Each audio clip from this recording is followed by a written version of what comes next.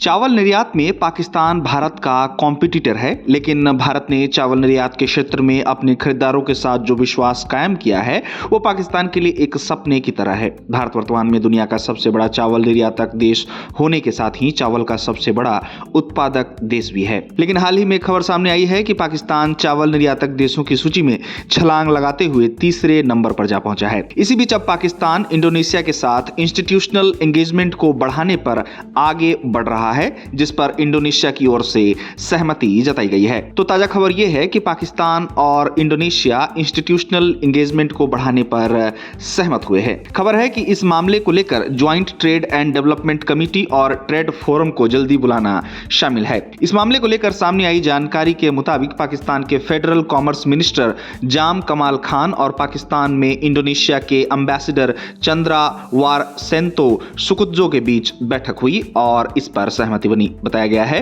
कि इस बैठक में पाकिस्तानी फेडरल मिनिस्टर ने एम्बेसडर को पाकिस्तान की बदलती ट्रेड स्ट्रेटेजी के बारे में बताया, जिसमें चावल एक्सपोर्ट पर खास फोकस रहा। फेडरल कॉमर्स मिनिस्टर जाम कमाल खान को लेकर सामने आई जानकारी के मुताबिक खान ने इस दौरान कहा कि पाकिस्तान दुनिया के लीडिंग चावल एक्सपोर्टर्स में से एक बना हुआ है, जो इंटरनेशनल लेवल पर मान्यता प्राप्त क्वालिटी देता है। साथ ही इस दौरान उन्होंने यह भी माना कि ग्लोबल प्राइस कंपटीशन, खासकर बड़े प्रोड्यूसर्स द्वारा हाल ही में मार्केट में दखल देने के बाद ने एक्सपोर्ट्स के लिए चुनौतियां खड़ी की हैं। उन्होंने बताया कि पाकिस्तान ने पहले ही इंडोनेशियाई पक्ष के साथ एक रिवाइज्ड ड्राफ्ट शेयर किया है। खान ने उम्मीद जताई है कि इस मुख्य कमोडिटी में लंबे समय के सहयोग को इंस्टीट्यूशनल बनाने के लिए इसे जल्द ही फाइनल कर दिया जाएगा। जाम कमाल खान ने यह भी कहा कि पाकिस्तान बिना रुकावट सीजनल एक्सपोर्ट पक्का करने के लिए इंडोनेशिया से सपोर्ट कोटा जारी होने का इंतजार कर रहा है और उन्होंने आगाह किया कि देरी करने से उगाने वालों और एक्सपोर्टर्स को नुकसान हो सकता है।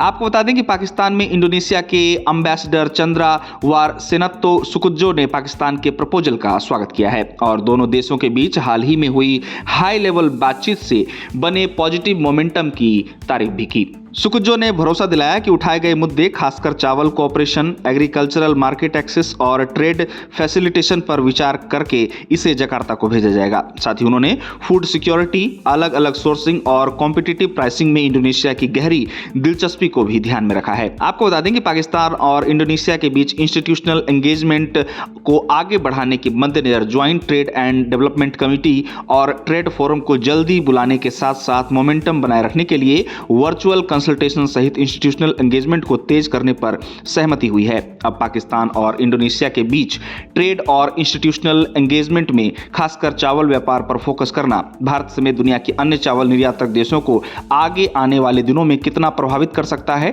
ये बड़ा सवाल है। साथ ही सवाल ये भी है कि पाकिस्तान ने ये मीटिंग इंडोनेशिया के साथ ऐसे समय में की है जब उसके चावल निर्यात में अच्छी बढ़ोतरी देखने को मिली है और वो वर्तमान में दुनिया का तीसरा सबसे बड़ा चावल निर्यातक देश बन गया है। तो जहां तक इंडोनेशिया की बात है तो इंडोनेशिया ने फिलहाल चावल आयात पर 2026 तक रोक लगा रखी है। इंडोनेशिया ने हाल ही में ऐलान किया है कि वो 2026 तक ना तो घरेलू खपत या फिर कमर्शियल पर्पस से चावल का आयात करेगा, क्योंकि उसके पास चावल का भरपूर स्टॉक इस समय है। हाल ही में इंडोनेशिया ने चावल में आत्मनिर्भरता हासिल करने की घोषणा भी की है। अब पाकिस्तान और इंडोनेशिया के बीच हुई हालिया बैठक और इस मुद्दे पर बनी सहमति पाकिस्तान की 2026 के बाद इंडोनेशिया की चावल आयात को टारगेट करने की रणनीति जान पड़ती है। विशेषज्ञ बता रहे हैं कि पाकिस्तान इंडोनेशिया को अपना चावल निर्यात 2026 के बाद शुरू करने की दिशा में कोशिश कर रहा है। बता दें कि 2015 में एक एमओयू के माध्यम से पाकिस्तान और इंडोनेशिया के बीच चावल सहयोग की रूपरेखा स्थापित की गई थी, लेकिन 2019 में यह समाप्त हो गई। अब पाकिस्तान इंडोनेशिया से फिर से चावल व्यापार शुरू करने की ओर देख रहा है और पाकिस्तान के हालिया निर्यात आंकड़ों से पाकिस्तान को इस दिशा में कोशिश करने को लेकर और भी कॉन्फिडेंस मिला है। विशेषज्ञ पाकिस्तान और इंडोनेशिया के बीच चावल व्यापार के शुरू होने की संभावनाओं को लेकर भारत तथा दुनिया के अन्य निर्यातक देशों को सावधान करते हैं और इंडोनेशिया में अपने मार्केट को बनाए रखने के लिए सतर्क रहने की सलाह भी देते हैं।